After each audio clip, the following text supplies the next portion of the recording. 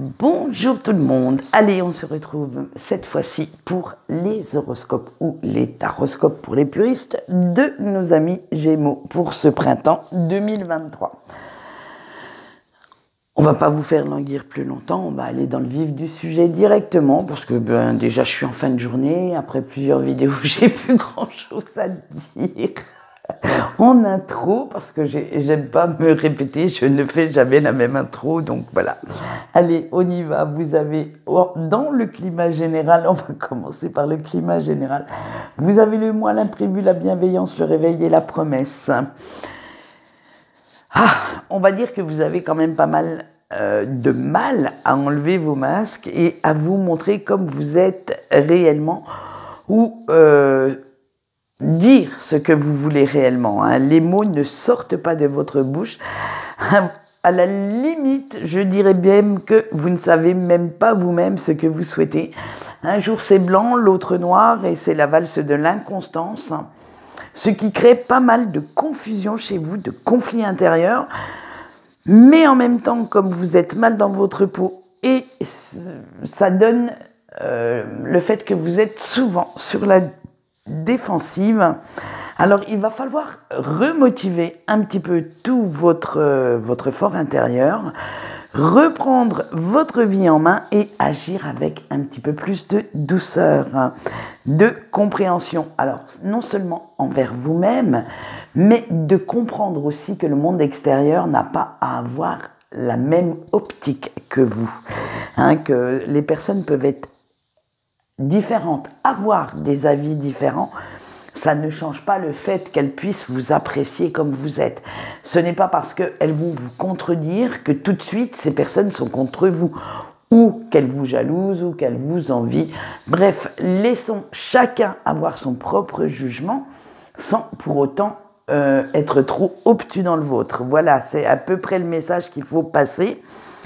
Et en fait, en changeant votre façon de penser, ce n'est pas seulement votre votre vie que vous allez impacter, excusez-moi, mais aussi celle de vos proches, qui sauront enfin sur quel pied danser avec vous. Parce que comme un jour vous êtes blanc, un jour noir, vous ne pouvez pas durer éternellement comme ça. Allez, on voit le professionnel, vous avez le monde et la réussite. Alors, le professionnel, vous avez le vent en poupe et tout ce que vous entreprenez en ce moment, vous réussissez. Vos collègues et vos supérieurs reconnaissent tout à fait vos compétences et s'accordent à dire que vous faites du bon boulot. Donc, continuez sur cette lancée, c'est le mieux qui puisse vous arriver à l'heure actuelle.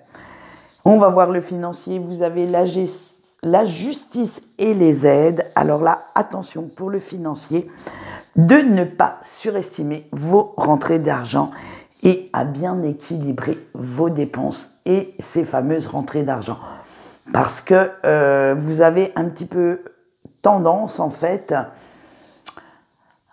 à faire quelques petits achats, j'allais dire compulsifs, plaisir, qui viennent gréver souvent votre budget et l'équilibre se fait pas si bien que ça. Allez, on voit votre point fort pour ce printemps avec l'illusion. Vous avez envie, en fait, de faire de vos rêves une réalité et vous allez mettre tout en œuvre pour y arriver. Alors, à plus ou moins long terme, ça va prendre plus ou moins de temps parce que certains rêves demandent quelques moyens, quelques compétences que vous n'avez actuellement pas. Donc faites attention quand même de rêver, oui, de vouloir concrétiser ces rêves, oui aussi, mais de ne pas vous surestimer ou surestimer vos compétences. Allez, on va contrebalancer ce point fort avec le point faible de ce printemps, vous avez la femme. Attention de ne pas laisser votre compassion juger votre jugement. C'est-à-dire que il y a certaines personnes qui abusent peut-être un petit peu de votre gentillesse, de votre temps. Et ces personnes-là, vous allez plus ou moins les idolâtrer, vous poser en sauveur ou en sauveuse du monde. et elle ne mérite peut-être certainement pas tout le temps que vous leur accordez. Allez, on voit maintenant le sentimental des Gémeaux en couple. Alors, vous avez eu la traversée, la légèreté, l'enracinement et l'apparition. Alors vous, en ce moment,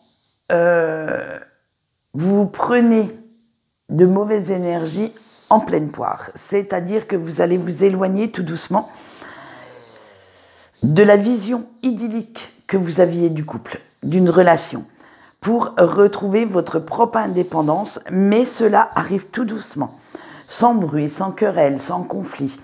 Et c'est comme si vous sentiez que cela est vital pour vous, comme si c'était nécessaire à votre épanouissement personnel de reprendre cette indépendance parce que vous avez laissé votre autre avoir un petit peu trop d'emprise sur votre petite personne. Et attention, ce n'est pas que vous ne l'aimez plus du tout, hein. C'est juste que vous avez besoin d'air, besoin de vous occuper un peu plus de vos hobbies, de ce qui vous éveille, de réaliser en même temps des projets perso qui étaient restés en suspens.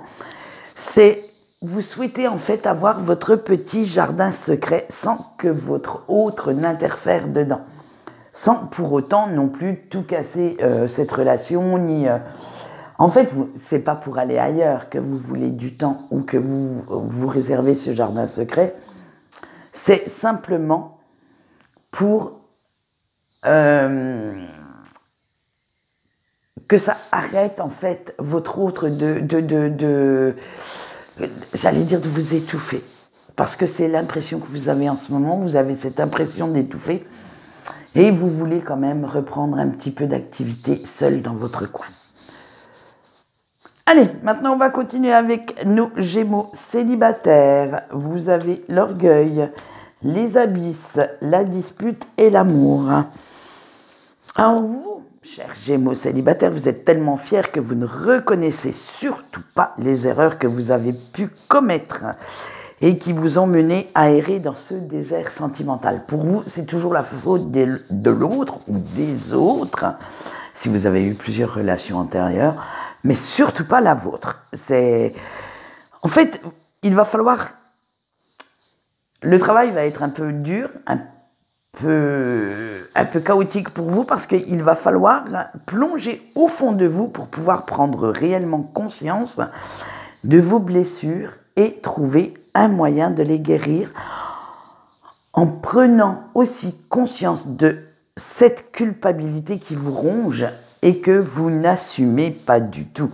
Il va falloir maintenant apprendre à l'assumer, cette part de responsabilité, parce que non, tout n'est pas de la faute de votre autre ou des autres, mais il y a certaines choses qui viennent aussi de vous, hein. Et même si vous tentez de vous persuader du contraire, vous aussi, vous avez fait des erreurs. Et c'est ce triste retour à la réalité qui fera que vous pourrez envisager plus tard, une fois que vous aurez fait le travail adéquat, un avenir amoureux beaucoup plus épanouissant pour vous. Allez, on va finir ce sentimental avec nos petits breaks. Et nos petits breaks, ils ont eu le cadeau, l'air, la terre et l'imprévu. Alors, ça, c'est une surprise pour personne. La personne de votre cœur est essentielle à votre vie, comme l'air que vous respirez. Vous êtes complètement accro et vous en êtes totalement dépendant ou dépendante. Ouh, la dépendance affective, là, à fond, là.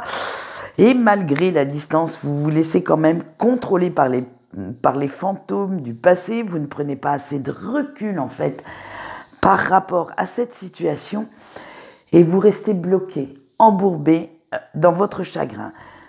Dès que vous pensez à cette personne, ça y est, la peine, la douleur, la souffrance reviennent, excusez-moi, parce qu'il y en a plusieurs, et vous remettez difficilement de cette rupture, de cette non-communication.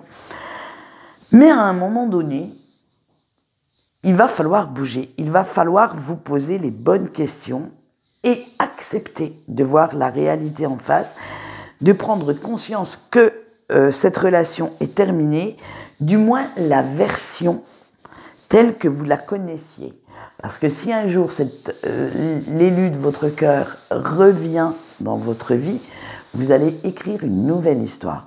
Vous ne pourrez pas reprendre l'ancienne là où elle s'est terminée. Ça va être quelque chose de complètement différent. Et dites-vous bien que la relation que vous aviez, elle est maintenant finie. Vous avez le clap de fin, le the end, ça y est, il va falloir tourner la page. Donc, attention quand même à ne pas rester dans ces mauvaises énergies pour ne pas non plus descendre encore plus bas, descendre encore d'un cran dans la douleur, dans la souffrance, dans le manque, dans la dépendance affective. Hein. Donc, faites bien la part des choses et essayez maintenant de remonter la pente. Allez, le message de votre ange gardien maintenant avec la carte de l'amour qui se trouve au-dessus. En laissant les énergies d'amour t'envelopper, tu crées un champ de positive attitude tout autour de toi. Et oui, rien n'est plus beau ni plus fort que ce fameux amour. Allez, quant à moi, c'est tout pour aujourd'hui. Je vous souhaite une bonne journée et je vous dis au revoir.